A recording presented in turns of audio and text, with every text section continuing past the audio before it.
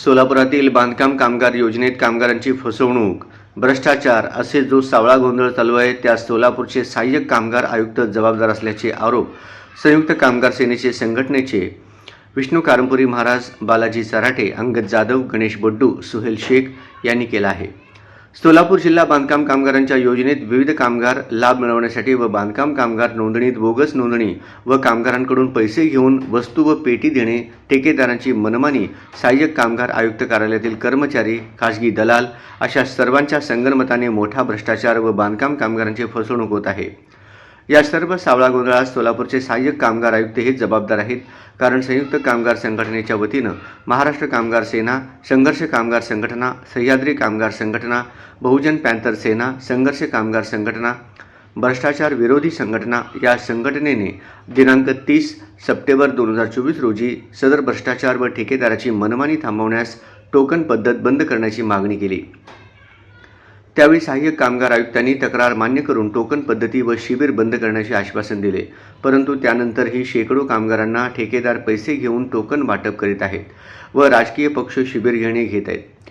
म्हणून याविरुद्ध निवेदन देण्यासाठी संयुक्त कामगार संघटनेच्या पदाधिकारी गेले असता कामगार आयुक्तांचा पत्ताच नव्हता। त्यामुळे सरकारी कामगार अधिकारी गायकवाड यांना निवेदन देण्यात आले।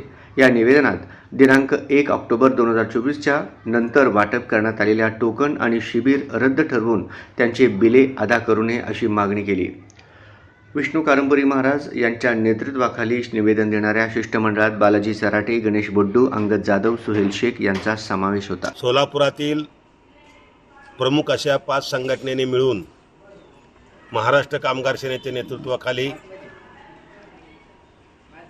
जो बांधकाम कामगारामध्ये योजनेमध्ये जो भ्रष्टाचार सुरू आहे, जे लुटालूट सुरू आहे, भ्रष्टाचार हा शासनाचा पैशाचा असतो। हे नालायक लोक कामगार, महिला, गरीब बांधकाम कामगाराकडून लुटत आहेत। अशा या भ्रष्टाचारामध्ये, लुटालूटमध्ये पूर्णपणे सुसूत्रता यावी म्हणून आम्ही प्रयत्न करत आहोत। त्यानुसार 30 तारखेला 30 सप्टेंबर रोजी निवेदन दिलं सहाय्यक कामगार आयुक्तांना की ताबडतोब हे टोकन पद्धत आणि शिबिरे बंद करा। अशा प्रकारे निवेदन दिल्यानंतर सहाय्यक कामगार आयुक्तांनी आत्ताच्या आत्ता मी सगळं त्या टोकन पद्धत आणि शिबिरे बंद करतो अशा प्रकारचं आम्हाला आश्वासन दिलं।